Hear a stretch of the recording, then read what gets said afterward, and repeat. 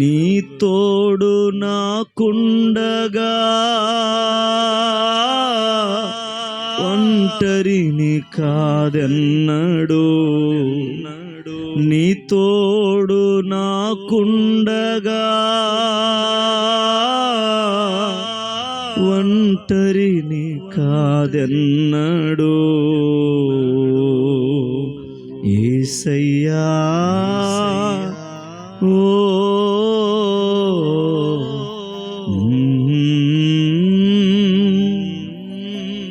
అందరు మనసారా స్వరం ఎత్తి యేసయ్యా నా యేసయ్యా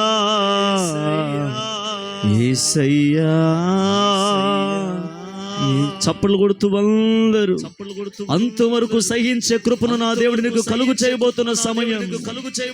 సహించువారు దేవుని సింహాసనాన్ని స్వతంత్రించుకుంటారు.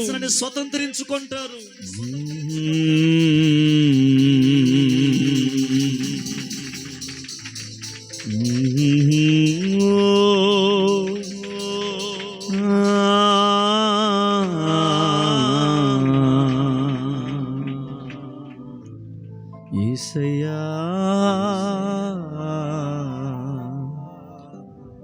దేవుని సన్నిధానములోని హృదయాన్ని పరిశీలన చేసుకుని ఈ ప్రశస్తమైన రాత్రి మన ప్రాణాత్మ దేహ శరీరములన్నీ పరిశుద్ధపరచబడాలి, పవిత్రపరచబడాలి, ఆయన రక్తముతో శుద్ధి చేయబడాలి. ఏ కల్మషం మన హృదయములో కనబడకూడదు. ఈ రాత్రి మన హృదయములన్నీ పవిత్రపరచబడునుగాక, పరిశుద్ధపరచబడునుగాక, దేవునికి ఇష్టమైన దేవాలయముగా మార్చబడునుగాక.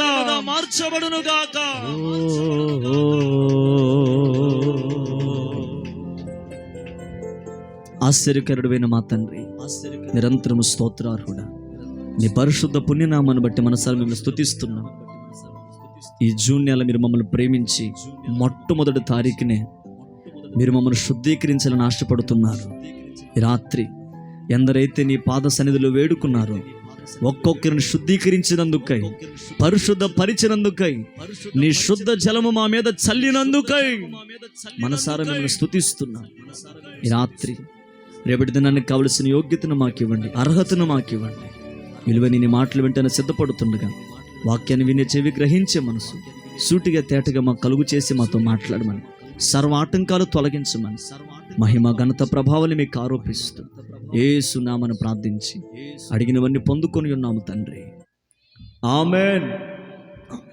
దయచేసి అందరూ కూర్చుందాం.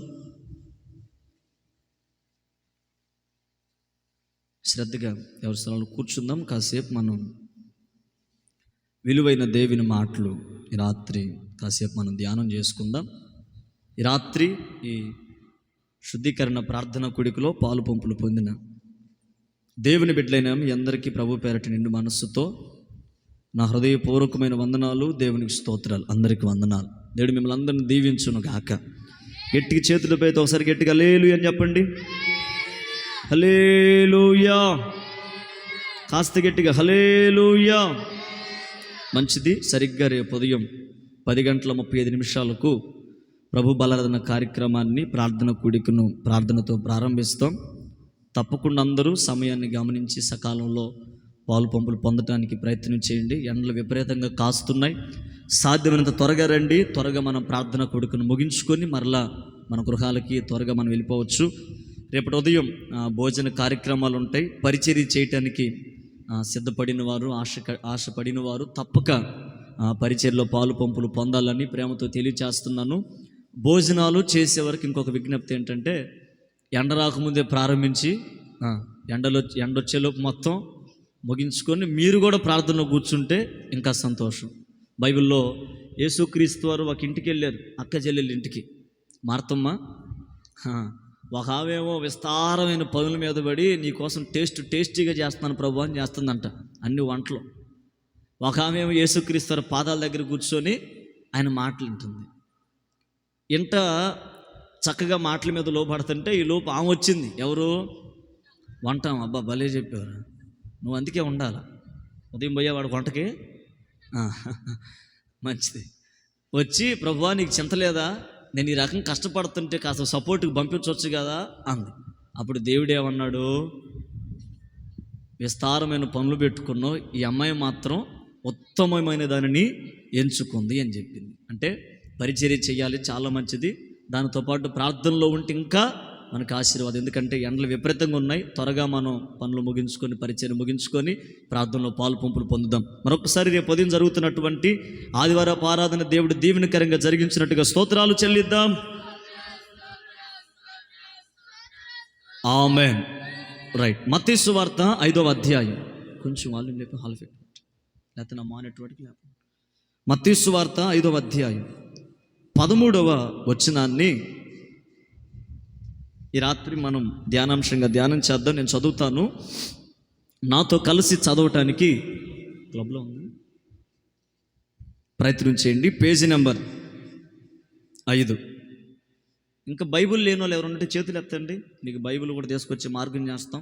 ఆల్రెడీ కొంతమందికి ఇచ్చాము. మా అందరికి బైబిల్ ఉన్నాయా? ఒకసారి బైబిల్ అని పైకి ఎత్తండి. ఒకసారి బైబిల్ ఉన్న వాళ్ళందరూ గబాన చిల్లర కింద పాటు చూసుకోండి. రైట్. లేని వాళ్ళు ఎవరైనా ఉంటే తమ్ముళ్ళు తెలియపరచండి. ప్రభు చిత్తమైతే మరలా నూతన బైబిల్ తీసుకొద్దాం. దేవుడు మనకు సహాయం చేయునుగాక.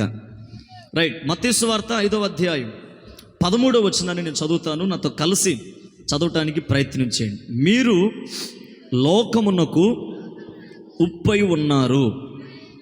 ఉప్పు నిస్సారమైతే అది దేని వలన సారము పొందును? అది బయట పారవేయబడి మనుషుల చేత త్రొక్కబడుటకే గాని మరి దేనికిని పనికిరాదు. మరొకసారి, మీరు లోకమునకు ఉప్పై ఉన్నారు. గట్టిగా చప్పలు కొడుతూ ప్రభునామని కనపరచండి. గట్టిగా గట్టిగా ఆత్మదేవుడు మనందరితో మాట్లాడునుగాక. గట్టిగా చెప్పండి ఆమేన్. రైట్. కాసేపు మీరు వాక్యం మీద మనసు నిలపండి. చక్కగా అనాలోచన ఉండకుండా జాగ్రత్తగా దేవుని మాటలు విందాం. దేవుని సన్నిధానంలో మార్పు చెంది మారు మనసు పొంది బాప్తిసం పొందిన మనం ఎందుకు అసలు దేవుడు మనల్ని లోకంలో నుంచి పిలుచుకున్నాడు? ఎందుకు లోకం నుంచి దేవుడు మనల్ని వేరుపరిచి ఇట్టి పరిశుద్ధమైన గుంపులో, ఓ పరిశుద్ధుల సహవాసం మధ్య, పరిశుద్ధులతో కూడినటువంటి ప్రార్థన సమూహంలో ఎందుకు ప్రభు మనం నిలుపుకున్నాడు? మనం అందరం ఆలోచన చేయగలిగితే, వాక్యం చెప్తున్న నేనైనా వాక్యం వింటున్న మీరైనా, మనందరి యొక్క జీవితంలో 2 అనుభవాలు కనబడతాయి. ఒకటి గడిచిన అనుభవాలు, రెండవది ప్రస్తుతం మనం ఉంటున్నటువంటి అనుభవాలు. గడిచిన అనుభవాలు ఎలా కనబడతాయి అంటే, పాప ఊబిలో పడిపోయిన అనుభవాలు, లేక లోకానికి అంటుకట్టబడి లోకములోనే నిమగ్నమైపోయి నడిపించబడినటువంటి అనుభవాలు మన జీవితంలో కనబడతాయి. దేవుని మహాకృప. ఎప్పుడైతే మనం దేవుని గురించిన మాటలు తెలుసుకున్నామో, ఎప్పుడైతే దేవుని గురించినటువంటి ఆ ప్రేమ గుణాలు మనలో కనపరచబడ్డాయో, వెంటనే మన మనసులో ఒక మారు మనసు వచ్చి, మన పాత స్వభావంతో కూడిన మనసంతా మార్చబడి నూతన వ్యక్తులుగా, నవీన స్వభావాన్ని కలిగిన వ్యక్తులుగా మనం మార్చబడ్డాం. వెంటనే పాస్టర్ గారి దగ్గరికి వచ్చి, అయ్యా నా బ్రతుకు నేను మార్చుకుంటున్నానయ్యా, నాకు వెంటనే ఏం కావాలా? బాప్తీసం కావాలని చెప్తాం. పాస్టర్ గారు ఏం చేస్తారు? వెంటనే నీలో ఉన్న ఆశను బట్టి ఏం చేస్తారు? బాప్తీసం ఇస్తారు. నా జీవితంలో మొట్టమొదటిగా ఒకరికి బాప్తీసం ఇచ్చే బాప్తీసం ఎవరికి ఇలా వచ్చే సంవత్సరం నుంచి ఇద్దామని ప్రార్థన చేసుకున్నా. ఇక నన్ను వదల్లా, తీపించుకుంటా, లేకపోతే తీసుకున్నాను. ఒకళ్ళు తీగిపోతే ఒకడు వస్తే ఆ నేరం ఎవరి మీద ఉంటుంది? అందుకే అదిగో ఎంత బాగా చెబుతున్నారు, నా మీద. మరి నా మీదే. అందుకే వెంటనే ప్రార్థన చేసుకుని ఒక 2 రోజులు ఉండి బాప్తీసం ఇస్తున్నాను నేను కూడా ముందులో. ఎందుకు నేను ఉంది అంత మాత్రం. నా భయం ఏంటంటే, వాళ్ళకి బడా బాబులు వచ్చారనుకో, వాళ్ళకి ఇచ్చేటప్పుడు మనకి నాకు డబల్ బాప్తీసం అయింది, మరి నన్ను లేపడానికి 2 కావాలి. హల్లెలూయా. ప్రార్థన చేసుకుని మొత్తానికి బాప్తీసం ఇచ్చా. ఇప్పటికైనా ఎవరైనా ఈ రోజుకైనా ఇప్పటికిప్పుడైనా, అయ్యా నేను బ్రతుకుని మార్చుకుంటా, బాప్తీసం పొందుతాను, ఇప్పటికిప్పుడైనా ఆటో తీసుకెళ్దాం. ఎక్కడికి? భవానీ సెంటర్ కాదు, ఎక్కడికి? మల్లార్లో ఇప్పటికి నీళ్ళు అవైలబుల్, అంతే. శుభ్రంగా బాప్తీసం. ఎందుకంటే దేవుడు మన మీద ఇచ్చినటువంటి బాధ్యత. ఎందుకంటే ఎవరు ఎప్పుడు చనిపోతారో, ఎవరికి ఏ క్షణం ఏం జరిగిద్దో తెలియదు. ఒక రోజున ఒక గొప్ప సేవకుడు అర్ధరాత్రి 12 గంటల దాకా స్టేజ్ మీద వాక్యం చెప్పి తనకిచ్చిన లాడ్జిలోకి వెళ్ళి పనుకున్నాడు. నిద్రపోతుంటే తలనొప్పి వస్తే తన ప్లాస్కోలో టీ ఉంటే టీ పోసుకొని తాగుతున్నాడంట. టీ తాగి మరలా నిద్రలోకి వెళ్తుంటే నిద్ర పట్టట్లా, అటు ఇటు మెసులాడుతూ ఉన్నాడు.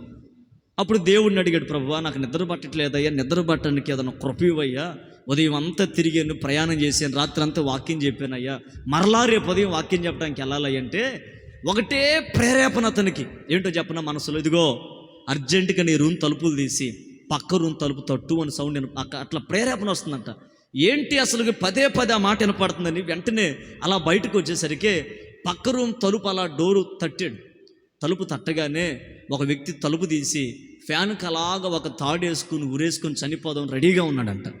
ఈ సేవకులు లోపలికి వెళ్ళి కూర్చొని, అయ్యా ఏం చేయబోతున్నామంటే, నేను ఉరి తీసుకోబోతున్నాను, చనిపోబోతున్నాను, నా బ్రతుకంతా భారం అయిపోయింది, నాలాంటోడు బ్రతికినా ఒకటే ఉన్నా ఒకటే అని చెప్పేసి చావును కోరుకొని మరణించడానికి సిద్ధపడ్డాడట. వెంటనే ఆ సేవకుడు అతను కిందకు దించి కూర్చోబెట్టి మాట్లాడిన తర్వాత రాత్రికి రాత్రి వాక్యం విన్నాడు.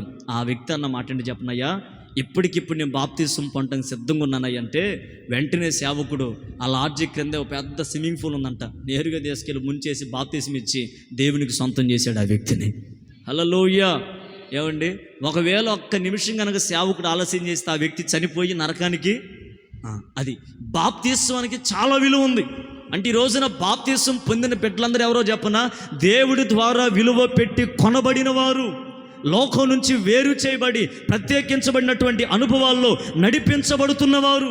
చూడండి, బాప్తిసం పొందక లోకంలో పడి తిరుగుతున్నవారు ఎంతోమంది ఉన్నారు. వాళ్ళకి మనకి వ్యత్యాసం ఉంది, వాళ్ళకి మనకి చాలా అనుభవాలు ఉన్నాయి, వాళ్ళు లోకంలో నడిపించబడుతున్నారు.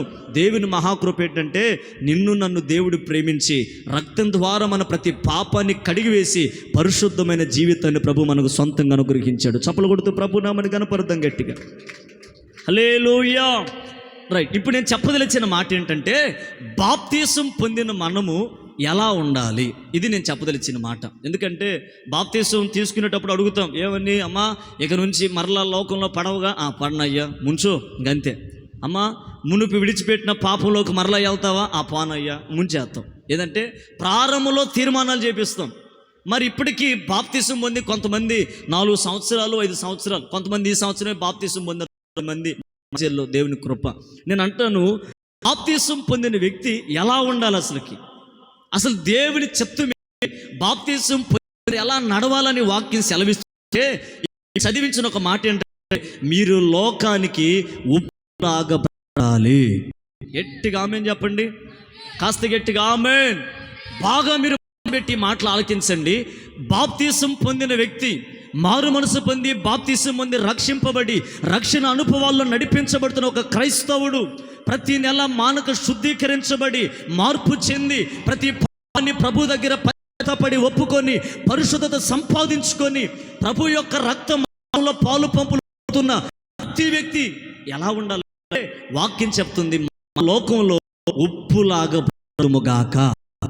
ఎందుకని దేవుడు తీసుకున్న వారిని ప్రత్యేకించబడి ఉప్పులాగా బ్రతకాలని ఎందుకు మాట్లాడుతున్నాడు? అసలుకి ఉప్పుకి మనిషికి సంబంధం ఏంటి? ఏమండి, నేను ఒక మాట చెప్తాను. ఏ సంబంధం లేకుండా, ఏ ఉపయోగం లేకుండా బైబిల్లో ఏ మాట కూడా రాయబడలే. ఒక భక్తుడు అంటాడు, ఇంకా బైబిల్లో రాయబడవలసిన మాటలు బోల్డ్ అని ఉన్నాయంట, కానీ రాయాలంటే సముద్రం అంత సిరా కూడా సరిపోదన్నాడు. ఎందుకని? అంత ప్రేమ కలిగిన దేవుడు అంత ప్రేమించాడు మనల్ని, కానీ అన్ని మాటలు కుదించి కొన్నే రాయించారు 66 పుస్తకాలుగా. అన్నిట్లో ప్రతి మాట విలువైందే నువ్వు అర్థం చేసుకోగలిగితే. హల్లెలూయా. బాగా విందాం. ఈ రాత్రి నేను మీతో చెప్పదలిచిన వర్తమానం ఏంటంటే, మనము లోకంలో ఉప్పులాగా బ్రతకాలి. చెప్పండి, ఎలా బ్రతకాలి? గట్టిగా చెప్పండి, మగపిల్లలు చెప్పండి. ఆయన ఉప్పులాలా ఎలా బ్రతకాలి? ఇప్పుడు అందరు గట్టిగా చెప్పండి, పెద్దవాళ్ళు కూడా చెప్పండి, ఎలా బ్రతకాలి? నేను ఈ రోజు నుంచి ఉప్పులాగా బ్రతుకుతానని గట్టిగా హల్లెలూయా చెప్పండి. అంటే ఇంతవరకు బతకలేదంటారా? సరే, బ్రతికేమో లేదో నేను కొన్ని మాటలు జ్ఞాపకం చేస్తా, దాన్ని బట్టి పరిశీలన చేసుకుందాం. వాక్యం ఎలాంటిదంటే అద్దం లాంటిది. ఎలాంటిది? మీరు నాకు చెప్పండి. అద్దం ఎదురు మనం నుంచుంటే మన మొహం కోతి మొహంలాగా కనపడుద్ది కదా? ఏం చెప్పరు? మన ముఖం ఎట్టుందో మనకే, కొంతమంది అద్దం నేనేంటి ఎంత బాగున్నాను ఈరోజు, అసలు ఎంత గ్లామర్ వచ్చింది నాకు అనుకుంటారు. కొంతమంది అబ్బో చిన్న గుల్ల కనపడంగానే ఎంత బాధ అవుతారో, ఎంత బాధపడతారు. ఏది మోడీ తాత ప్రపంచ భారం మొత్తం నీ భుజాల మీద వేసినట్టు. ఏది కొంచెం అలా గుల్ల కనపడితే నువ్వు ఉందే ఒరిజినల్ నేరడిగలరు. మళ్ళీ దానికి ఎంతసేపు మావాడు అప్పుడప్పుడు తబలా బ్యాగులో ఉన్న పౌడర్ అయిపోయింది మధ్య. ఏంటంటే మావాడు పూసుకుంటున్నాడు. కారణం ఏంటంటే తెల్ల కనపడాలని. నిజమే, అద్దం ముందు నుంచుంటే మన లోపాలు ఏంటో మనకి. నేను ఒక మాట చెప్పనా, వాక్యం కూడా అద్దము కంటే విలువైంది. చెప్పండి గట్టిగా హల్లెలూయా. ఇప్పుడు వాక్యం ముందు కనుక మనం కూర్చుంటే నీలో ఏ లోపం ఉందో, నాలో ఏ లోపం ఉందో సమస్తం ప్రభు మనతో తేటగా మాట్లాడును గాక. కొన్ని మాటలు నేను జ్ఞాపకం చేస్తా. ఉప్పు గురించి. అమ్మ, ఉప్పు తెలిసిన వాళ్ళు గట్టిగా హల్లెలూయా చెప్పండి. అది తెలియదంటే మిమ్మల్ని తీసుకెళ్ళి సముద్రంలో ఇది ఆడదురా, ప్రార్థనకు వచ్చినట్టు కూసేబెట్టండి దానికి. హల్లెలూయా చెప్పండి గట్టిగా. ఒక పాట ఉంది, వెలుగునిచ్చు జ్యోతినై ఉండాలని, లోకానికి ఉప్పునై బ్రతకాలని. ఇది ఈ మాట నాతో చెప్పండి. వెలుగునిచ్చు జ్యోతినై, నాతో చెప్పండి, వెలుగునిచ్చు జ్యోతినై ఉండాలని, లోకానికి ఉప్పునై బ్రతకాలని. ఒక్క పల్ల ఒకసారి పాడండి. వెలుగునిచ్చు జ్యోతినై ఉండాలని, లోకానికి ఉప్పునై బ్రతకాలని. ఇప్పుడు మీరు చెప్పండి. వెలుగునిచ్చు జ్యోతినై ఉండాలని, లోకానికి ఉప్పునై.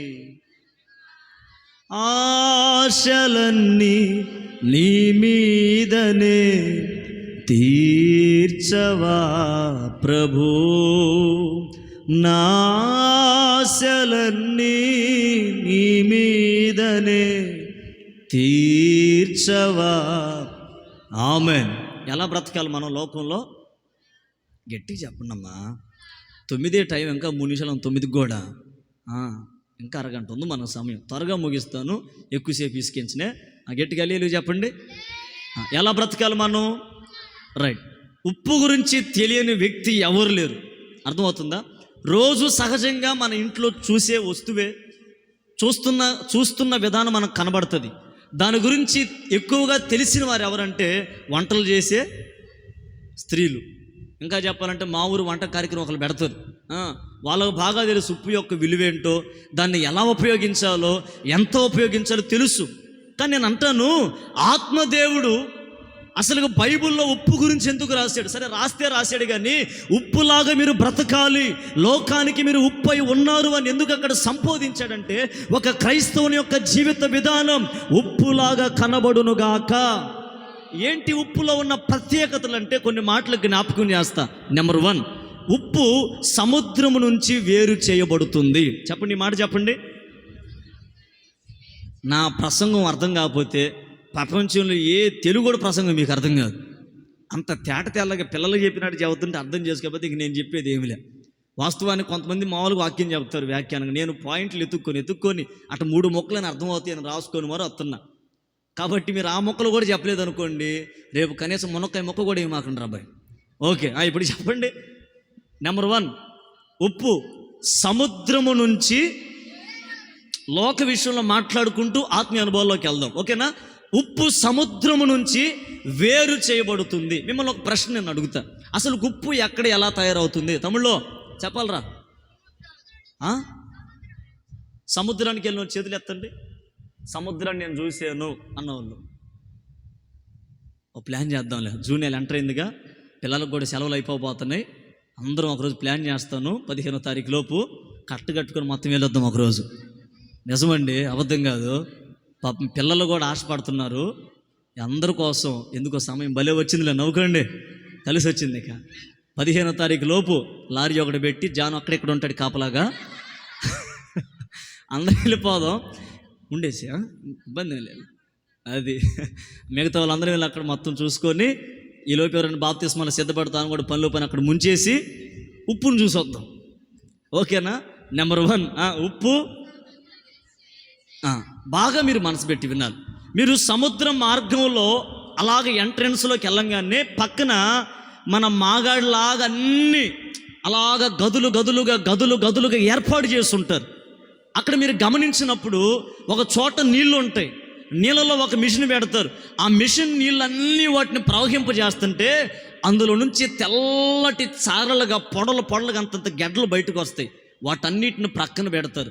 వాటిలో కొన్ని లిక్విడ్ కలిపిన తర్వాత ఆ ఉప్పు సారము కలిగినదిగా మార్చబడుతుంది. ఇప్పుడు మనం అడగొచ్చు, అయ్యా అసలు ఉప్పు ఎక్కడి నుంచి వచ్చిందంటే వాళ్ళు చెప్పే మాట, అయ్యా ఉప్పు అనేది సముద్రం నుంచి వేరు చేయబడుతుంది.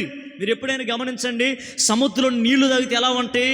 చాలా మినరల్ వాటర్ లాగా, టాటా వాటర్ బాటిల్ లాగా తీయగా ఉంటాయి, అంతే కదా? కళ్ళు కూడా మంట పడతాయి. ఎట్లా ఉంటాయి చెప్పండి? ఉప్పుగా ఉంటాయి. ఏది ఎంట్రన్స్లోనా లేకపోతే పూర్తిగానా? నా బాధ ఏంటంటే అసలుకి మన భారతదేశం పట్టణం చుట్టూతో ఎక్కువగా ఉంది ఏంటి? నీళ్ళే. అన్ని సముద్రాలే, మహాసముద్రాలు ఉన్నాయి. కానీ సముద్రం నీళ్ళు ఎవరో ఎందుకు తాగరు? నువ్వు గనక సముద్ర నీళ్ళు దేవుడు గనక మినరల్ వాటర్గా చేస్తే నువ్వు జీవితంలో దేవుని గుర్తు తెచ్చుకో. ఎందుకంటే అన్ని ఇచ్చిలే ఇంక దేవుడు. అట్లాంటి పనులు మనం చేస్తావనే దేవుడు ఏది ఎక్కడ పెట్టాలో, ఏది ఎలా చేయాలో అనంత జ్ఞాని అనే దేవుడు ముందే అమర్చుకున్నాడు. హల్లెలూయా. బాగా మీరు ఆలోచన చేస్తూ వాక్యాన్ని వినండి. ఉప్పు ఎలా తయారు చేయబడుతుంది అంటే సముద్రం నుంచి వేరు చేయబడుతుంది. ఇప్పుడు మత్తయి సువార్తలో రాయబడిన వాక్యం ఏంటంటే, ఒక క్రైస్తవుడు మార్పు చెంది మనసు మార్చుకొని బాప్తిసం పొంది రేపటి రోజున ప్రభు బల్లలో పాలు పంపులు పొందాలని ఆలోచన చేసిన క్రైస్తవుడు ఎలా బ్రతకాలి అంటే ఉప్పులాగా బ్రతకాలి. అంటే దాని ఆత్మ సంబంధమైన అర్థం ఏంటంటే, ఉప్పు ఎలాగ సముద్రం నుంచి వేరు చేయబడుతుందో ఒక క్రైస్తవుడు బాప్తిసం పొందిన వ్యక్తి లోకం నుంచి వేరు చేయబడుదురుగాక. ఇప్పుడు ఈ ఉప్పు మనకు నేర్పించే పాఠం ఏంటంటే, లోకం నుంచి వేరు చేయబడాలి. ఉప్పు ఎలా గుర్తించబడుతుంది, ఉప్పు ఎలా స్పష్టంగా కనబడుతుందంటే, ఆ ఉప్పు సముద్రంలో ఉన్నంత వరకు ఎవరికి కనబడదు. ఆ ఉప్పు సముద్రంలో ఉన్నంత వరకు దాని విలువేంటో ఎవరు గ్రహించలేరు. కానీ ఉప్పుని ఎప్పుడైతే సముద్రం నుంచి బయట వేరు చేస్తారో అప్పుడు అది ఉప్పుగా పరిగణించబడుతుంది. నేను అంటాను, ఈ రోజుల్లో సముద్రం అనగా లోకం, ఉప్పు అనగా దేవుణ్ణి ఆరాధిస్తున్నటువంటి మనమే. కాబట్టి నేను అంటాను, ఒక క్రైస్తవుడు తప్పకుండా లోకం అనే సముద్రం నుంచి వేరు చేయబడాలి. అప్పుడే మనము లోకానికి ఉప్పులాగా కనబడతాము. ఉప్పులో ఉన్న సారాన్ని ప్రజలందరూ అనుభవిస్తారు. చప్పలు కొడుతూ ప్రభు నామని కనపరచండి గట్టిగా. హల్లెలూయా. చూడండి, ఈ రోజున చాలామంది క్రైస్తవులు లోకం నుంచి వేరు చేయబడటం లేదు. ఉప్పు ఎలా సముద్రం నుంచి వేరు చేయబడుతుందో అలాగే ప్రతి క్రైస్తవుడు కూడా లోకం నుంచి వేరు చేయబడాలి. ఒకవేళ ఇంకా లోకం నుంచి వేరు చేయబడకుండా అదే లోకంలో పడిపోయి మనం బ్రతుకుతుంటే బైబిల్లో ఒక మాట రాయబడి ఉంది, దుష్ట సాంగత్యం మంచి నడవడిని కూడా, నువ్వు మంచిదానివే మంచివాడివే కాదంటలా, కానీ దుష్ట సాంగత్యం అనగా లోక సంబంధమైనటువంటి సహవాసం, లోకస్తులతో కూడిన సహవాసం, లోకస్తులతో కూడిన స్నేహం, అది దేవునికి వ్యతిరేకమని వాక్యం సెలవిస్తుంది. కాబట్టి ఒక క్రైస్తవుడిగా పిలిపించబడుతున్న మనం ఏం చేయాలంటే, లోకం నుంచి ప్రతి క్షణం ప్రతి నిత్యం వేరు చేయబడాలి. ఒకవేళ ఇంకా ప్రార్థనకు వస్తూ బల్లలో పాలు పంపులు పొందుతూ ఆదివారం నుంచి శనివారం దాకా అవకాశం ఉంది, సోమవారం నుంచి శనివారం దాకా మరలా ఆదివారం, సోమవారం నుంచి శనివారం దాకా లోకంలో, ఆదివారం మాత్రమే ప్రభువా నాకున్న దిక్కు మాత్రం నీవేనయ్యా అన్నావు అనుకో, అప్పుడు పొరపాటు ఎవరిది చెప్పండి? అప్పుడు మనం లోకంలో ఉన్నట్ట లేకపోతే లోకం నుంచి వేరు చేయబడ్డట్ట? చెప్పండి, నోరు తెరి చెప్పండి. లోకంలో ఉన్నట్టే కదా. మరి ఇప్పుడు మనం ఏం చేయాలి? సముద్రం నుండి అంటే దాని అర్థం లోకంలో నుంచి మనము వేరు చేయబడాలి. ఓ రోజు అబ్రహాము, లోతు వీళ్ళిద్దరూ సొంత బంధువులు, బాగా కలిసి జీవిస్తున్నారు. దేవుని మహాకృప ఏంటంటే వాళ్ళిద్దరికీ ఆస్తి ఐశ్వర్యాలన్నీ, పశువులన్నీ ఎక్కువైపోయాయి. దేవుడు ఆశీర్వదించాడు వాళ్ళని. ఎట్లాగా అబ్రహామును ఆశీర్వదించాడు, లోతును కూడా ఆశీర్వదించాడు. వాళ్ళిద్దరు కలిసి నివసించలేనంత సంపాదన వాళ్ళకు కలిగింది. ఒక రోజున అబ్రహాం అన్నాడు, ఏమన్నా చెప్పనా, ఇదిగో అబ్రహాం, ఇదిగో లోతు, నీకు ఆస్తిపాస్తులు ఎక్కువైపోయాయి, నీకు పశు సంపద ఎక్కువైపోయింది.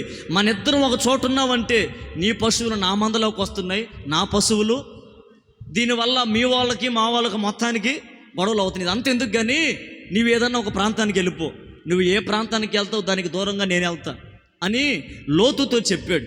అప్పుడు లోతు మారు మాట మాట్లాడకుండా ఒక ప్రాంతాన్ని కోరుకున్నాడు. ఏ ప్రాంతాన్ని? సొదొమ గొమొర్రా పట్టణం. ఇక్కడ నేను మీకు చెప్పదలిచిన విషయం ఏంటంటే, అబ్రహాము ఎప్పుడు గొప్పగా దీవించబడ్డాడంటే లోతనే అవిశ్వాసి నుండి, లోతనే సముద్రం అనే అనుభవాల్లో నుంచి, లోతనే లోకపు అనుభవం నుంచి ఎప్పుడైతే అబ్రహాము వేరు చేయబడ్డాడో, అబ్రహాము గురించి బైబిల్ చెబుతున్న మాట ఏంటంటే, అబ్రహాము అన్ని విషయంలో ఆశీర్వదించబడ్డాడు. ఒక దేవుని బిడ్డగా నీ కుటుంబము నీవు ఆశీర్వదించబడాలి అని అంటే నువ్వేం చేయాలి చెప్పనా? లోకం నుంచి మొదట నీవు వేరు చేయబడాలి. ఇంకా లోకంలో ఉన్నావు అనుకోండి, ఏదో ఒక రోజున ఆ లోకం నిన్ను బట్టి మరణానికి అప్పచెప్తుంది.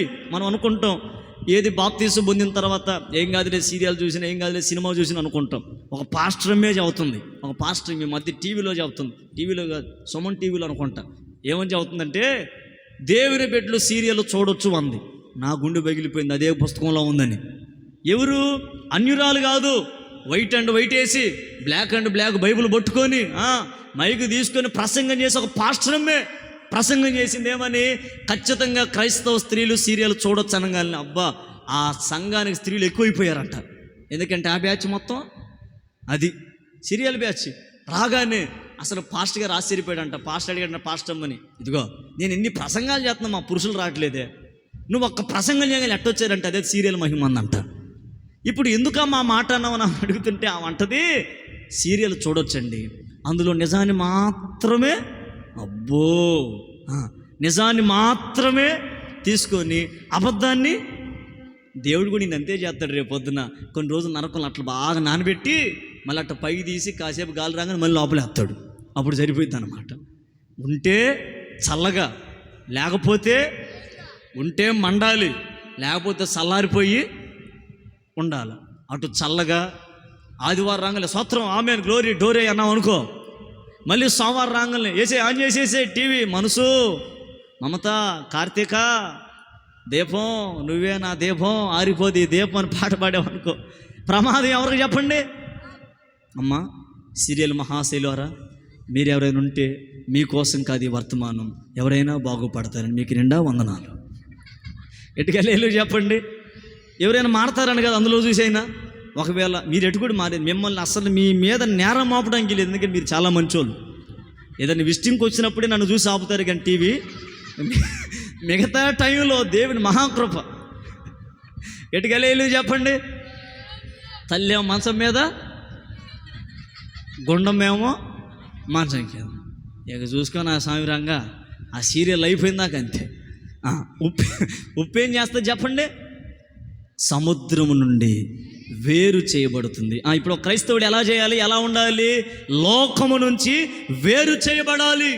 కానీ ఈ రోజున మనుషులు చేస్తున్న పని ఏంటంటే, ఒక బాధ కలిగించే మాట ఏంటంటే, దేవుడు లోకం నుంచి వేరుపరచబడంటారా బాబు అంటే దేవుడి నుండే వేరైపోతున్నారు. యోహాను సువార్త 15 ఒక మాట ఉంటుంది, మీరు నా నుండి వేరే ఏమీ. ఇప్పుడు ద్రాక్ష తీగ బాగా ఫలించాలంటే ఆ ద్రాక్ష చెట్టు కంటు కట్టబడాలి, అప్పుడే మనం బహుగా ఫలిస్తాం. దేవుడే అంటాడు అక్కడ యోహాను సువార్తలో, చాలామంది దేవునికి వేరే బ్రతుకుతున్నారంట. దేవుడు అంటాడు, మీరు నాకు వేరుగా ఉండి ఏమాత్రం ఏమీ కూడా చేయలేరు, చేయాలన్న ప్రయత్నాలు ఏమీ కూడా సఫలపరచబడు. కానీ నేను అంటాను, నువ్వు దేవునికి దగ్గరగా ఉండి లోకానికి దూరంగా బ్రతికితే ఎనలేని ఆశీర్వాదం నిశ్చయముగా నీ సొంతం చేసుకుందువు గాక. ఉప్పు మనకు నేర్పించే గొప్ప పాఠం ఏంటంటే, ఉప్పు సముద్రం అనే లోకం నుంచి. కాబట్టి దేవుని బిడ్డలుగా మనందరం రేపటి రోజున రక్త మాంసంలో పాలు పంపులు పొందుతున్న మనందరం కూడా లోకం అనే సముద్రం నుంచి వేరు చేయబడాలి. మనలో లోకం కనబడకూడదు. తామర పుష్పాన్ని చూడండి, చూసారా? బురదలోనే ఉంటుంది కానీ బురద మాత్రం అంటించుకోదుగా. అసలు చూడటానికి ఎంత ఆనందంగా కనపడుతుందో, ఆహ్లాదకరంగా అందంగా కనపడుతుంది. బురద ఉంటుంది కానీ బురద దాని దరి కూడా చారనివ్వదు. అలా బ్రతకాలి క్రైస్తవుడు. లోకమనే బురదలో మనం ఉన్న, ఆచారాల మధ్య మనం ఉన్న, లోకస్తుల మధ్య మనం ఉన్న, లోకం అనేది మనలోకి రానివ్వకుండా లోకంలోనే మనం క్రీస్తు కొరకు సాక్షులుగా బ్రతుకుతాము గాక. హల్లెలూయా. రైట్. నెంబర్ 1 చెప్పండి, సముద్రము నుండి వేరు చేయబడుతుంది. దాని ఆత్మ సంబంధమైన అర్థం ఏంటంటే, ఒక క్రైస్తవుడు లోకం నుంచి వేరు చేయబడాలి. రెండవ మాట ఏంటంటే, ఉప్పు తెల్లగా ఉంటుంది. మీకు అర్థం అవటం కోసం చెబుతున్నా. ఎలా ఉంటుంది? మీరు డౌట్ లేకుండా, సందేహం లేకుండా చెప్పండి. ఉప్పు కలర్ ఏంటి? తెల్ల, నల్ల? ఆ? ఆలోచించి చెప్పండి. తెల్లగా ఉంటుంది ఉప్పు, నల్లగా ఉంటుందా?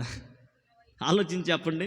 మన వాళ్ళు ఎట్లాంటి వాళ్ళు అంటే, నేను పట్టుకున్న కుందేలకి మూడే అన్నాను, ఇంకా మూడేనయ్యా, మూడా, నాలుగయ్యా, నాలుగా, రెండేనయ్యా, ఎట్ట అంటాం. ఇప్పుడు మీరు నాకు సమాధానం చెప్పండి. స్త్రీలు చెప్పాలా, ఎందుకంటే రోజు ఉప్పు తీసేది ఎవరు?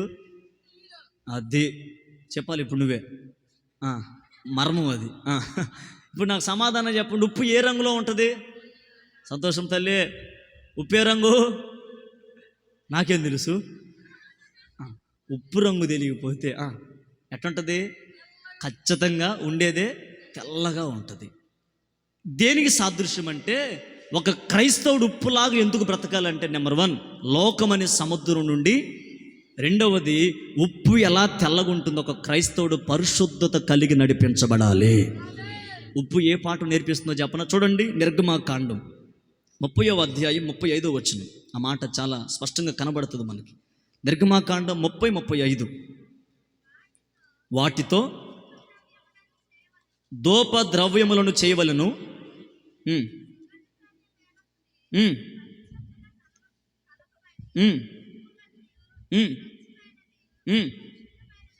అక్కడ రాయబడిన మాట గమనించే ఉప్పు గురించి. ఉప్పు పరిశుద్ధంగా ఉంటుంది. ఇంకా ఏమని రాయబడి ఉంది అక్కడ? స్వచ్ఛమైనదిగా ఉంటుంది. చాలు, తలల పైకెత్తి విందాం.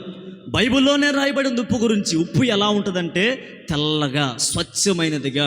దానికి బైబిల్ పెడుతున్న పేరేంటంటే పరిశుద్ధమైనదిగా ఉంటుంది. ఎలా ఉంటుంది? ఇప్పుడు ఒక క్రైస్తవుడు కావాల్సింది ఏంటో చెప్పనా? పరిశుద్ధమైన జీవితం కావాలి. నేను అంటాను, అసలుకి పరిశుద్ధమైన జీవితం ఎలా వస్తుంది? ఒకప్పుడు మనం ఉంది పాపం అనే ఊపిలో, ఒకప్పుడు మనం పొరులాడుతుంది పాపములో. కానీ దేవుని కృప ద్వారా, దేవుని అపారమైన ప్రేమ ద్వారా నిన్ను నన్ను దేవుడు ప్రేమించి లోకం నుంచి వేరుపరిచి, ఆ సముద్రం అనే లోకంలో పడిపోకుండా, కొట్టుకొని పోకుండా నిన్ను నన్ను వేరుపరిచి ఒక పరిశుద్ధమైన జీవితాన్ని ప్రభు మనకు దయచేశాడు. ఇప్పుడు పరిశుద్ధత అనేది ఎవరికి వస్తుందంటే, ఎవరైతే దేవునితో సహవాసం చేస్తారో, ఎవరైతే దేవునితో నడిపించబడతారో, ఎవరైతే దేవుని రక్త మాంసంలో పాలు పంపులు పొందుతారో, ఎడతెగక దేవుని సహవాసం నడిపించబడతారో, వారికి మాత్రమే దేవుడు పరిశుద్ధతను కలుగు చేస్తాడు. గట్టిగా ఆమేన్. కానీ ఈ రోజున చాలామంది దేవుని బిడ్డల్లో పరిశుద్ధత కనుమరుగైపోతుంది. ఈ రోజున శుద్ధీకరణ కూడికలు దేనికో చెప్పనా?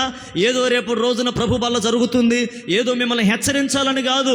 ప్రతి శుద్ధీకరణ కూడిక నెలలో మొట్టమొదటి శనివారం ప్రతి క్రైస్తవుడు బాప్తిసం పొందిన వ్యక్తి పాపం నుంచి పరిశుద్ధపరచబడుదురుగాక, పాపం నుంచి ప్రత్యేకింపబడుదురుగాక, అరికాలు మొదలుకొని నడినెత్తి వరకు సంపూర్ణ పరిశుద్ధత కలుగునుగాక.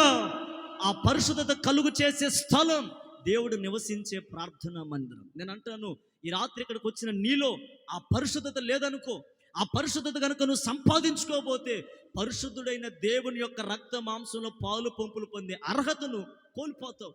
ఈరోజు ఎందుకు ఇక్కడికి రమ్మంటున్నానంటే, నేను ఎందుకు ఇక్కడికి వచ్చి ప్రార్థన చేయమంటున్నానంటే, రేపటి రోజున రక్త మాంసంలో పాలు పంపులు పొందాలంటే ఏదో ఆచారంగా ఆషామాషగా కాదు, మనందరం గుండెల్లో ఒక భయంగా అడగాలి. ఈరోజు చూడండి, ప్రభు బల్ల అంటే ఈ రోజున చాలామందికి అస్సలకి ఆషామాష అయిపోయింది. ఏదో నెలలో ఒక రోజున వస్తుంది, తీసుకోవాలంటే ఆయన ఏది అంత రొట్టు మొక్క చేతిలో పెడతాడు, గొట్టొక్కని మింగేసి కూసుందాం ఇంతే అన్న చెప్పాడు. పీటర్ అని ఏమని మర్చిపోయారా? ఏమని చెప్పాడు? ఇక అంతే తీసుకుంటాం, అది మీరు పూర్తి చేయండిలే, అదిగో చెప్పు గట్టిగా, ఇంకట్టు కూర్చుంటాం, ఇంకంతే. ఇక నాకేం తెలియదు, నెలలో బల్లలో పాలు పంపులు పొందాను, ఎంత రొట్టు మొక్క తిన్నాను, ఆ తర్వాత అంత బుడ్డి. అమ్మా ఒక మాట చెప్పనా, ఎప్పుడైనా బైబిల్ ఒక మాట ఉంది, కొరింథీయులకు రాసిన పత్రికలో, చాలామంది రోగులైపోతున్నారంట, చాలామంది బలహీనులైపోతున్నారంట, చాలామంది అపరాధులుగా మార్చబడ్డారంట, చాలామంది శిక్షను అనుభవిస్తున్నారట, ఇంకొంతమంది చనిపోయారంట. 5 అనుభవాలు అక్కడ ఉంటాయి. కొరింథీయులకు రాసిన మొదటి పత్రిక 11వ అధ్యాయం చదవద్దు, వినండి. ఎందుకు అలాగా ప్రజలు మారారంటే, పైనే రాయబడి ఉంటుంది, అయోగ్యముగా ప్రభు బల్లలో వారు తీసుకున్న వాళ్ళకంటే ఇచ్చినోడికి ఎక్కువ ఉంటుంది రేపు. తెలుసా విషయం? తీసుకున్న వాళ్ళకంటే ఈ రోజున పాస్టర్లుగా పిలిపించబడుతున్న మేమైనా వైట్ అండ్ వైట్ వేసి మేము పాస్టర్లు మన సంకలు ఎగరేసుకొని ఏదో ఒక బుడ్డి చేతిలో పెట్టామనుకో, 2 అంతల ఉపద్రవం ఎవరి మీదకి రేపు? చొక్కా పట్టుకుని ఈడ్చుకొస్తాడు మాలాంటి వాళ్ళని. ఎరా ఇచ్చేవి సరిగ్గా ఇచ్చావా? అసలు ముందు నీకు పరిశుద్ధత ఉందా? అసలు నీకు ముందు అర్హత ఉందా? 1-4 సార్లు పరిశీలన చేసుకొని మేము ఇవ్వాలి, మీరు తీసుకోవాలి. ఏదో మేము ఇచ్చేవని, ఏదో మీరు తీసుకోవాలని కాదు. ఈ రాత్రి ఎందుకంటే మీరు నేను మనందరం కలిసి ప్రభు దగ్గర పరిశుద్ధత సంపాదించుకోవాలి. పరిశుద్ధత లేకుండా ఎవ్వరూ ప్రభువుని, బైబిల్ చాలా స్పష్టంగా సెలవిస్తుంది. ఆ పరిశుద్ధత కనుక లేకపోతే ప్రభు బలలో పాలు పంపులు పొందటం వ్యర్థం. నేను కోరుకుంటున్నాను ఈ రాత్రి మనందరం దేవుని వాక్యం ద్వారా పరిశుద్ధపరచబడుదాం గాక. ఉప్పు మనకు నేర్పించే పాఠం ఏంటంటే తెల్లగా కనబడుతుంది. ఒక క్రైస్తవుడు లోకంలో ఎలా ఉండాలంటే తెల్లగా పరిశుద్ధత కలిగి ఉండాలి. ఎలా ఉండాలి? తెల్లదనం అంటే వైట్ కలర్ గురించి బైబిల్ చెప్పే సారాంశం ఏంటంటే తెల్లదనం పరిశుద్ధతకు సాదృశ్యం. సైతాన్ గడనంగా ఏ కలర్ చెబుతాం? బ్లాక్. మరి తెల్ల అంటే పరిశుద్ధతకు సాదృశ్యం. కాబట్టి ఉప్పు ఎలా లోకమనే సముద్రం నుంచి వేరు చేయబడిందో ఆ తర్వాత తెల్లగా కనబడుతుందో మనం కూడా లోకం నుంచి వేరు చేయబడి రెండవగా పరిశుద్ధమైన జీవితాన్ని మనము జీవించాలి. అప్పుడే దేవుని కృప ద్వారా మనం దీవించబడతాం. చప్పలు కొడుతూ ప్రభు నామమును కనపరచండి గట్టిగా. 3వ మాట కొలస్సీ పత్రిక 4వ అధ్యాయం 6వ వచనం. త్వరగా కొలస్సీ పత్రిక 4:6. అన్ని బైబిల్లో మాటలే. Page number. ప్రతి మనుషునికి అది మీరు తెలుసుకొనుటకై, ఆ మాట చూడండి ఎంత బాగుంటుందో. మీ సంభాషణ వేసినట్లు, ఉప్పు వేసినట్లు ఎల్లప్పుడూ రుచి కలిగినదిగా ఉండాలి. ఇప్పుడు కొట్టండి గట్టిగా, చప్పట్లు వేసేకు గట్టిగా. ఆమేన్. చూసారు ఎంత స్పష్టంగా ఉంది అక్కడ. మీ సంభాషణ, ఎవరితోనైతే మీరు మాట్లాడుతున్నారో మాట్లాడేటప్పుడు మీ సంభాషణ ఎలా ఉండాలంటే ఉప్పు ఎలా రుచి కలిగినదిగా ఉంటుందో అలాగ మనం రుచి కలిగిన మాటలు మాట్లాడాలి. నెంబర్ 1 ఉప్పు సముద్రం నుండి, రెండవది తెల్లగా ఉంటుంది, మూడవది ఉప్పు రుచిగా ఉంటుంది. ఎలా ఉంటుంది? మీరు నాకు ప్రశ్నకి సమాధానం చెప్పండి. ఉప్పు టేస్ట్ ఏంటిది? తీయగుంటుందా, ఉప్పుగుంటుందా, సప్పగుంటుందా? ఉప్పు అంటేనే ఉప్పుగా. ఇంకా దానికి మధ్య సమాధానం మళ్ళీ ప్రశ్న, అంతే కదా. హల్లెలూయా. ఇప్పుడు మనం చాలామంది అదేందో చక్కెర తినేవాళ్ళంటే తింటారు, బెల్లం తినేవాళ్ళంటే తింటారు. నాకు అదేందో సాల్ట్ ఉప్పు ప్రత్యేకించి చేతులు వేసుకొని తింటారు. వాళ్ళని ఏమంటారు మరి నాకు అర్థం కావట్లా.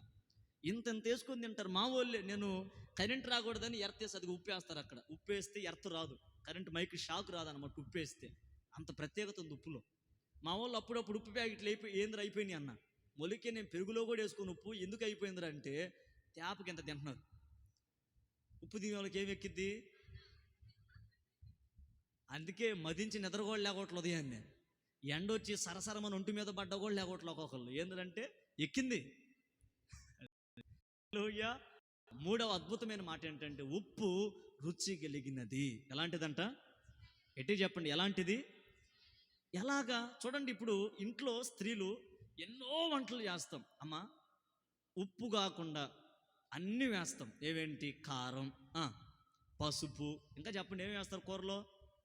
నూనె, చెప్పండి అమ్మా, కూరగాయ ముక్కలు అన్నీ వేస్తాం. ఉప్పు అయిపోతే ఏమైంది? అప్పుడప్పుడు ఎంత టేస్ట్గా చేసినా భర్త అంటాడు ఉప్పు లేదు, కొద్దిగా ఉప్పు అంటాడు. అంటే ఉప్పునంత ప్రత్యేకించి ఎలా గుర్తిస్తున్నారు? ఉప్పు వేయగానే కూర అంత అబ్బా ఎంత టేస్ట్గా వస్తుందో. అప్పుడప్పుడు మన వాళ్ళు కూడా టేస్ట్ చూసేటప్పుడు ఎట్టుందని అడగరు, ఉప్పు సరిపోయిందా? ఎందుకు ఆ మాట ప్రస్తావిస్తారు? డైరెక్ట్గా ఎట్టుంది అడగొచ్చుగా, అయ్యా ఉప్పు సరిపోయిందా? ఈ మధ్య ఒక మహానుభావుడు దొరికాడు నాకు, ఎట్లంటే నాకే దొరుకుతారు, నాకు అర్థం కావట్లా. డేక్ష పెట్టుకొని డేక్ష నిండా కూర ఉండి ఒక గెంటుతో తీసారు. ఏది? కూర. చేతులు వేసుకుని టేస్ట్ చూస్తున్నాడు. చేతులు వేసుకుని టేస్ట్ చూసి ఉప్పు సరిపోలేదని దాంట్లో వేస్తున్నాడు ఉప్పు. మళ్ళీ మిగిలిన దాన్ని టేస్ట్ చూసి సాల్ట్ లేదని మళ్ళీ దాంట్లోనే వేస్తున్నాడు ఉప్పు. అరే సరిపోయిందనే దాంట్లో చూడాలి కదా, దీంట్లో ఎట్టే ఉంది, చేప కొంచెం కొద్దిగా సాలేదా అంటున్నాడు.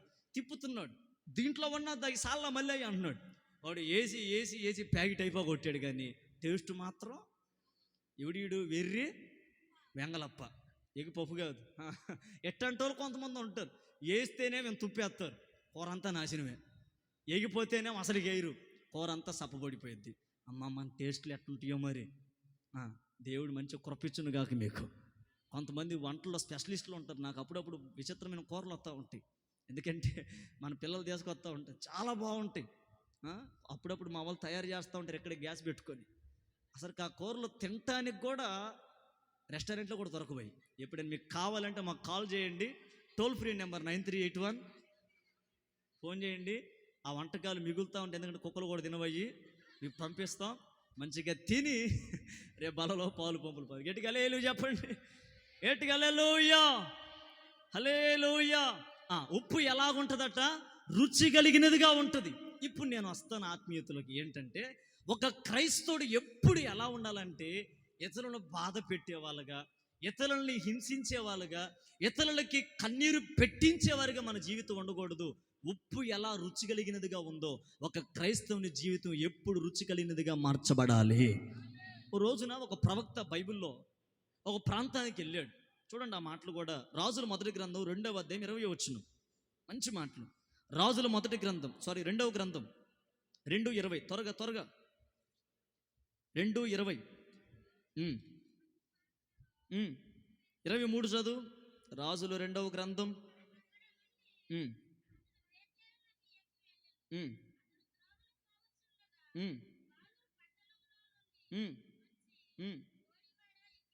పంతొమ్మిది చదవండి.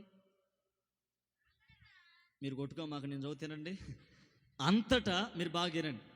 ఆ పట్టణపు వారు, మీరు చదవద్దులే. ఈ పట్టణము చోట రమ్యమైనది, మా ఏలిన వాడవైన నీకు కనబడుచున్నది, కానీ నీళ్లు మాత్రం మంచివి కావు, అందుచేత భూమియు నిస్సారమై ఉన్నదని ఎలీషాతో అనగా, అతడు క్రొత్త పాత్రలో ఉప్పు వేసి నా యొద్దకు తీసుకురండి అని వారితో చెప్పాను. వారు దాన్ని తీసుకొని రాగా అతడు నీటి ఓట యొద్దకు పోయి అందులో ఉప్పు వేసి, యెహోవా సెలవిచ్చినదేమనగా, ఈ నీటిని నేను బాగు చేసి ఉన్నాను. హల్లెలూయా. ఉప్పు గురించి చెప్తే ఈ మాట చెప్తున్నా. ఎలీషా ప్రవక్త ఒక ప్రాంతానికి వెళ్తే ఆ ప్రాంతంలో ఒక నీటి ఓట కనబడింది. అసలు వాళ్ళు చూడంగా, అబ్బా ఇక మన దాహం తీరిపోయిందయ్యా, ఆ నీళ్ళు తాగుదాం పదని చెప్పేసి అడావుడి మేళంగాడు ఒకడు వెళ్ళాడు. వెళ్ళి అలా చేతి నీళ్ళు తీసుకొని తాగాడట. తాగానయ్యా నీళ్ళు తెల్లగా కనపడుతున్నాయి, కానీ తాగుతుంటే కట్టికి చేదయ్యా, అసలు ఉప్పుగా ఉన్నాయ్యా అనగానే అప్పుడు ఆ సేవకుడు అన్నాడు, నూతనమైన పాత్రలు, క్రొత్త పాత్రలు, ఎవరు ఉపయోగించిన పాత్రల్లో అంత ఉప్పు తీసుకొని రండి అని చెప్పగానే ఆ శిష్యులు వెళ్ళి ఉప్పు తీసుకొచ్చారట. ఆ ఉప్పు తీసుకెళ్ళి ఆ జీవజలపు ఓట్లు అలాగ వేయగానే ఆ ఉప్పు ఎప్పుడైతే ఆ నీటి ఓట్లు వేశారో చేదుగా ఉన్న నీళ్ళన్నీ రుచి కలిగినగా మార్చబడ్డాయి. దేంట్లో ఉందంటారు శక్తి? ప్రవక్త వేసినటువంటి ఉప్పు, అతని విశ్వాసం. అంటే ఇప్పుడు ఉప్పు మనకు నేర్పించే పాఠం ఏంటంటే ఉప్పు రుచి కలిగినదిగా ఉంటుంది. నేను అంటాను చూడండి, ఇప్పుడు చాలామంది జీవితాలు ఆత్మీయతలో చేదైన అనుభవాలు అనుభవిస్తున్నారు. ఇల్లు ఒక జీవపు ఓట అండి, కుటుంబం ఒక ఓట, ప్రవహించే ఒక ఓట కుటుంబం, సంఘం లేక ఒక పరిచర్య, ఒక వ్యక్తి ఆత్మ సంపన్నమైన జీవితం ఒక ప్రవహించే ఓట, ఉబుకుతున్నటువంటి ఒక నీటి ఓట.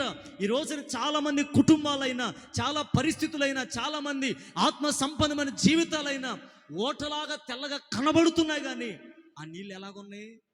చేదుగా ఉన్నాయి, చేదైన అనుభవాలు. అందుకే నయోమి అంటది, నన్ను మీరు నయోమి అనొద్దు, నన్ను ఏమనండి?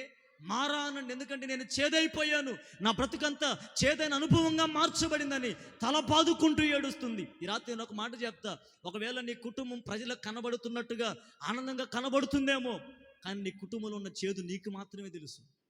పైకి నువ్వు నవ్వుతున్నట్టు కనబడతావు, నీ గుండెల్లో ఉన్న చేదైన అనుభవం నీకు మాత్రమే తెలుసు. ఈ రోజున పరిచర్య ప్రజల ముందు కనబడుతుందేమో, పరిచర్యలో ఉన్న కొన్ని చేదైన అనుభవాలు కొంతమందికే తెలుసు. ఈ రోజున చాలామంది ఆత్మీయతలో పైకి నవ్వుతున్నట్టు కనబడుతున్న లోపల చేదైన అనుభవాలు ఎన్నో ఉన్నాయి. నేను అంటాను, నీ కుటుంబంలోనైనా, నీ పరిచర్యలోనైనా, నీ ఆత్మ సంపన్నమైన జీవితంలోనైనా, ఆఖరికి నీ వ్యక్తిగత జీవితంలోనైనా నీ చేదైన అనుభవాలు మార్చబడాలంటే ఆత్మ సంపన్నమైన ఉప్పుగా నువ్వు మార్చబడాలి. అలా ఉప్పుగా నువ్వు మార్చబడితే, క్రొత్త పాత్ర అనగా నూతనమైన మనసుతో నువ్వు నింపబడితే, నూతన హృదయాన్ని దేవుని దగ్గర నువ్వు పొందుకోగలిగితే, చేదైన నీ ఓట, చేదైన నీ కుటుంబం, నీ పరిచర్య, నీ ఆత్మీయ జీవితం యేసు నామములో రుచి కలిగినదిగా మార్చబడును గాక. ఈ ఉప్పు మనకు నేర్పించే పాఠం ఏంటంటే రుచి కలిగినదిగా ఉంటుంది. నేను అంటాను, ఒక క్రైస్తవుడు ఎప్పుడు ఎలా ఉండాలంటే రుచి కలిగిన వాడిగా ఉండాలి. ఎలా ఉండాలి? గట్టిగా ఎలా ఉండాలి? 3 మాటలు చెప్పాను. ఏవేంటి? 1, సముద్రం నుండి అంటే లోకం నుంచి వేరు చేయబడాలి. 2వది, ఉప్పు తెల్లగా ఉంటుంది అంటే పరిశుద్ధమైన జీవితం మనకు కలిగి ఉండాలి. 3వది, ఉప్పు రుచి కలిగినది అంటే దాని అర్థం ఏంటి? క్రైస్తవుడు ఎప్పుడు నూతన ధనంతో నింపబడి, నూతన ఆత్మల సంపాదనతో నింపబడి, ఎవరికి బాధ కలిగించకుండా అందరితో సమాధానం కలిగి రుచి కలిగిన వాడిగా ఉండాలి. హల్లెలూయా. ఒకవేళ 10 మంది ఏడుస్తున్న చోట నువ్వు అడుగు పెడితే నిన్ను చూసి 10 మంది ఏడుస్తున్నావు నవ్వాలి. అదే రుచి అంటే.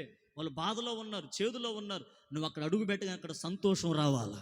అట్లా ఉండాలి మన జీవితాలు. ఇంకొక మాట కూడా చెప్తాను. ఆ మాట చూడండి, రూతు గ్రంథం 3వ అధ్యాయం 3వ వచనం. త్వరగా. ఏంది ఎవరిని పెట్టి ఎంతసేపు తీశారు బైబిల్? నేను చేసి వచ్చానమ్మా.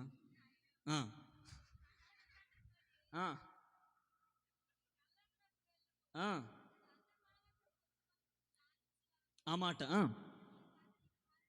చాలు. నీవు అతనికి చాలు. 1, లోకం నుంచి వేరు చేయబడాలి. 2వది, పరిశుద్ధంగా ఉండాలి. 3వది, రుచి కలిగిన వ్యక్తులుగా మనం ఉండాలి. 4వ మాట ఏంటంటే మరుగై ఉండాలి. ఎలా ఉండాలి? మా నోరు తెరిచి గట్టిగా చెప్పండి ఈ మాట. తమ్ముళ్ళు గట్టిగా చెప్పండి రా. మీరు నాకు సమాధానం చెప్పండి. ఉప్పు అన్నిటికంటే ఫస్ట్ వేస్తామా కూరలో, లాస్ట్ వేస్తామా? ఇంట్లో వంటలు చేస్తున్నాయింది ఈ మధ్య ఇంట్లో చేస్తున్నట్టున్నాం. మీరు నాకు చెప్పండి. ఏమో ఎప్పుడు అవసరమైతే అది అంటే చెప్పండి. సరే, మొత్తానికి ఉప్పు వేసేటప్పుడు గల్లుప్పు వేస్తాం. మీరు ఎప్పుడైనా కూర వడ్డించుకున్నప్పుడు మీకు ఎప్పుడైనా ఉప్పు కనపడిందా? హాయ్ బాగున్నావా అని.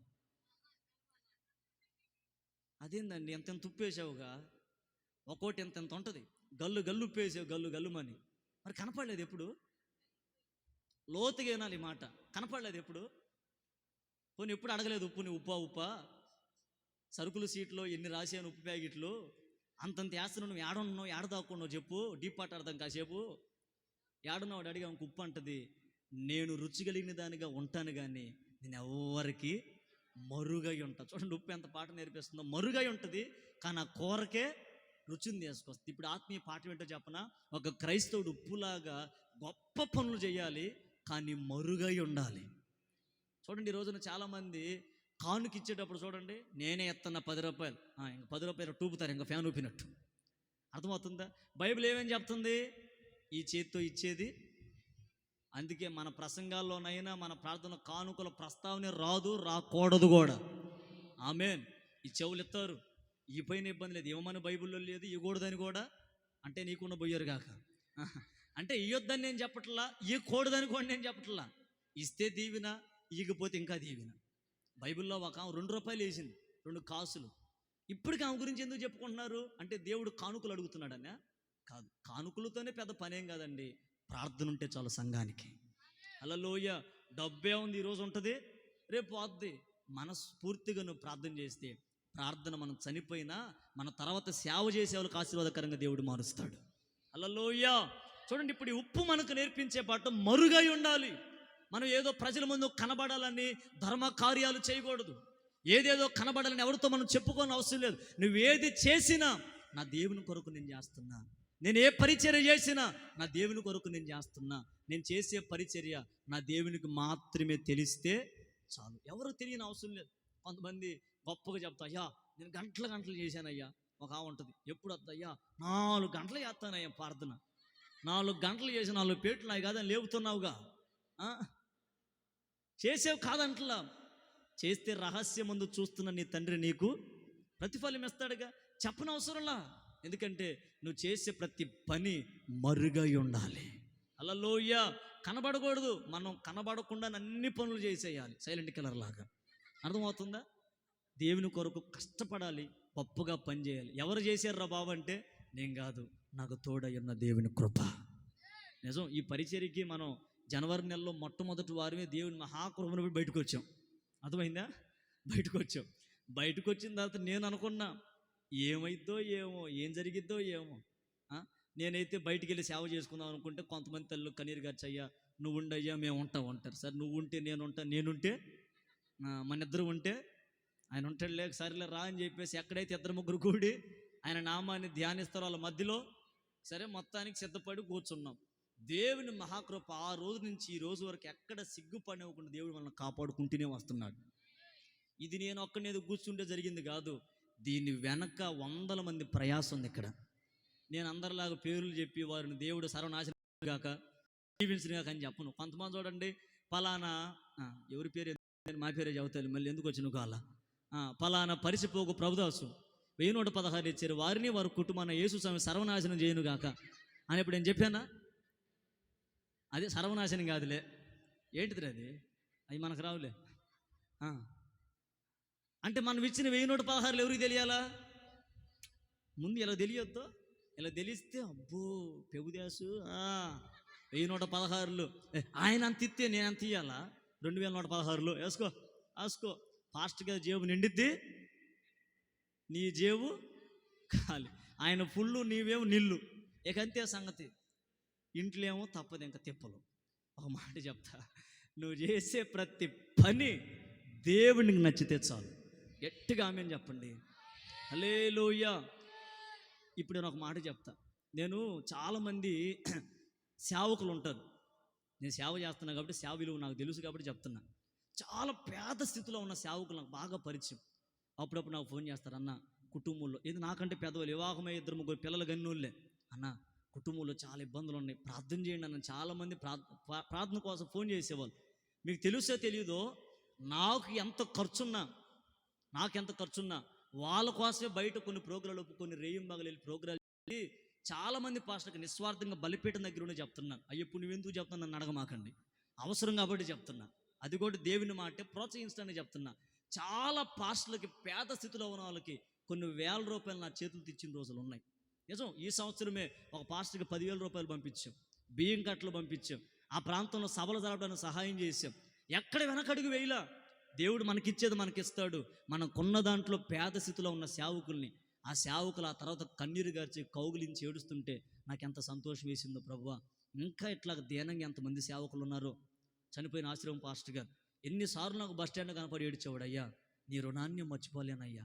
ఒకసారి బాత్ వచ్చేవాడు, అయ్యా బియ్యం లేవయ్యా అనేవాడు. కట్ల బియ్యాలు పంపించిన రోజులు ఉన్నాయి. హాస్పిటల్ డబ్బులు లేవయ్యా, నేను మళ్ళీ పిల్లల చేత ఇప్పిస్తా, ఆయన పిల్లల్ని దీవించి వెళ్ళిపోతాడు. నిజమే. మనము ఎవరెవరికో డబ్బులు పంచని అవసరం లేదండి. పేద స్థితిలో లేని స్థితిలో దిక్కు మొహం లేకుండా బ్రతుకుతారు చూసావా, అటువంటి వాళ్ళకి సహాయం చేస్తే యాకోబు భక్తుడు అంటాడు, దేవుని ఎదుట నిష్కలంకమైన భక్తి ఏదంటే విధవరాళ్ళకి, తల్లిదండ్రులు లేని వాళ్ళకి వీళ్ళని ఆదుకోవటమే దేవుని ఎదుట మంచి భక్తి. అది చెయ్యాలి. చేసి మనం డబ్బా కొట్టకూడదు. మళ్ళీ ఏం చేయాలి? మరుగై ఉండాలి. ఏం చేయాలి? దేవునికి తెలిస్తే చాలండి. నువ్వు చేసే ప్రార్థన, నువ్వు చేసే భక్తి. యోబు అంటాడు, నేను నడిచే మార్గము నా దేవునికి తెలుసు. ఇంకెవరికో తెలియని అవసరం ఏముంది? ఆ దేవునికి తెలిస్తే చాలు. నువ్వు గనక దేవునికి తెలిసేటట్టుగా పని చేయి, ఆయన చూసేటట్టుగా ప్రార్థన చేయి, ఆయన చూసేటట్టుగా 10 మందికి సహాయం చేయి. మనుషుల మెప్పులు పక్కన పెట్టు. మనుషులు ఇష్టం ఉంటే మెచ్చుకుంటారు, వాళ్ళ కష్టం అయితే మెచ్చుకున్న వాళ్ళే. ఈరోజు దండలు వేసిన వాళ్ళు రేపు బండలు వేస్తారు, మరి తప్పదుగా. ఈరోజు బండలు వేసిన వాళ్ళు రేపు మనుషుల స్వభావం అలాంటిది. కానీ దేవుడు అలాంటి వ్యక్తి కాదండి. నువ్వు నిండు మనసుతో ప్రార్థన చేయి, రహస్యమందు చూసి నీ తండ్రి ఖచ్చితంగా నీకు ప్రతిఫలం దయచేస్తాడు. ఇప్పుడు మనకు నేర్పించే గొప్ప పాఠం ఏంటంటే మరుగై ఉండాలి. ఎలా ఉండాలి? కాబట్టి మనం ఏది చేసినా మరుగై అణిగి ఉందాం. బైబిల్ ఒక చక్కటి మాట ఉంది, ముగిస్తున్నాను. తన్ను తాను తగ్గించుకునేవాడు హెచ్చించబడతాడు. హెచ్చించుకునేవాడు, మీరు నాకు సమాధానం చెప్పండి. మీరు హెచ్చించబడాలనుకుంటున్నారా, తగ్గించబడాలనుకుంటున్నారా? మరి హెచ్చించబడాలంటే ఏం చేయాలి? ఈ రోజున మరుగై ఉండి తగ్గించుకుంటే చాలు. ఒక రోజున దేవుడు గొప్పగా గణపరుస్తాడు, ఉన్నతమైన స్థితిలో ప్రభు మనల్ని నిలబెడతాడు. 4 మాటలు చెప్పాను. ఏవేంటి? లోకం నుంచి వేరు చేయబడాలి, పరిశుద్ధంగా జీవించాలి, రుచి కలిగిన అనుభవాల్లో నడవాలి. ఆఖరి మాట ఏంటంటే మరుగైన జీవితం కలిగి మనము జీవించాలి. మత్తయి సువార్త ప్రారంభంలో చదివి, మీరు లోకమునకు ఉప్పు అయి ఉన్నారు. అలా ఉప్పులాగా బ్రతుకుదాం. ఆ ఉప్పులో ఉన్న శ్రేష్టమైన ఆశీర్వాదాలు ప్రభు మనకు దయచేయను గాక. తలలు వంచండి, ప్రార్థన చేసుకుందాం.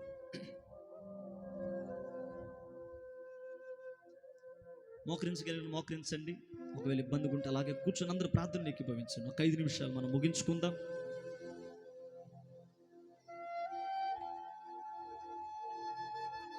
ఉప్పు లాంటి జీవితం